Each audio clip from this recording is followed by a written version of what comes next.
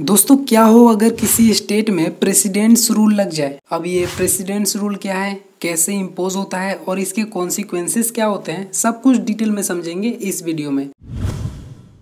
तो सबसे पहले बात करते हैं प्रेसिडेंट्स रूल क्या होता है। तो दोस्तों प्रेसिडेंट्स रूल यानी आर्टिकल 356 तब इम्पोज किया जाता है जब एक स्टेट का गवर्नेंस एज पर कॉन्स्टिट्यूशन नहीं चल रहा होता। इसका मतलब है कि अगर गवर्नर को लगता है कि स्टेट गवर्नमेंट अपने ड्यूटीज प्रॉपरली परफॉर्म नहीं कर रही है या लॉ एंड ऑर्डर कोलैप्स हो गया है तो वो प्रेसिडेंट को रिकमेंड करते हैं प्रेसिडेंट रूल इम्पोज करने के लिए।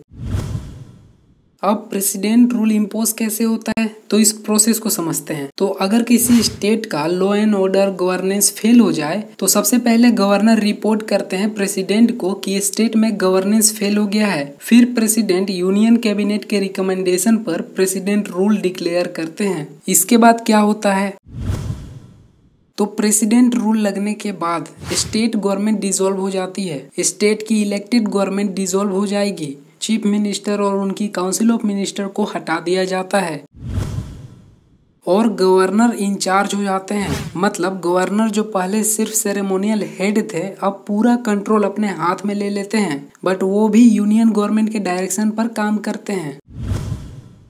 और इसके साथ पार्लियामेंट का भी रूल इसमें आ जाता है। ये रूल पहले 6 मंथ के लिए इम्पोज होता है, बट अगर पार्लियामेंट अप्रूव कर दे तो इसे 3 साल तक एक्सटेंड किया जा सकता है। मतलब 3 साल तक प्रेसिडेंट रूल एक स्टेट में लगा रह सकता है।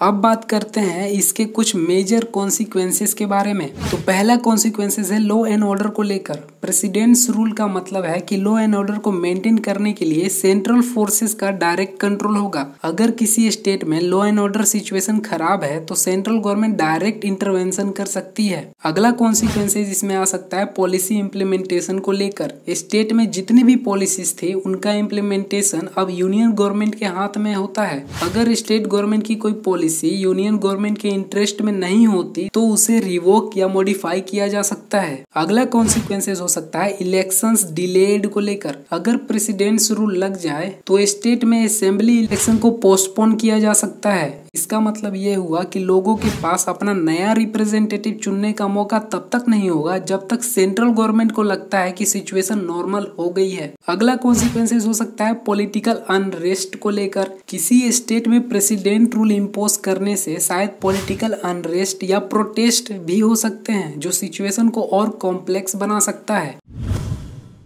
लेकिन प्रेसिडेंट रूल इम्पोज करना काफी कंट्रोवर्शियल भी हो सकता है। इस पर यह भी क्रिटिसिज्म होता है कि कभी कभी सेंट्रल गवर्नमेंट इससे अपना पॉलिटिकल मोटिव्स के लिए मिसयूज करती है, स्पेशली जब वहां अपोजिशन पार्टी की गवर्नमेंट होती है। मतलब सेंटर में दूसरा पार्टी और स्टेट में दूसरी पार्टी। तो दोस्तों ये था एक detailed explanation on what happens if president rule imposed in A state. ये एक सीरियस कॉन्स्टिट्यूशनल प्रोविजन है जो सिर्फ तब यूज किया जाता है जब स्टेट में गवर्नेंस काफी ज्यादा डिस्टर्ब हो जाए, लेकिन इसके कॉन्सिक्वेंसेस काफी डीप और फार रीचिंग हो सकते हैं। अगर आपको ये वीडियो इन्फॉर्मेटिव लगा तो लाइक और शेयर जरूर करें और आपके क्या थॉट्स है प्रेसिडेंट्स रूल के बारे में कमेंट में जरूर बताएं। मिलते हैं अगले वीडियो में।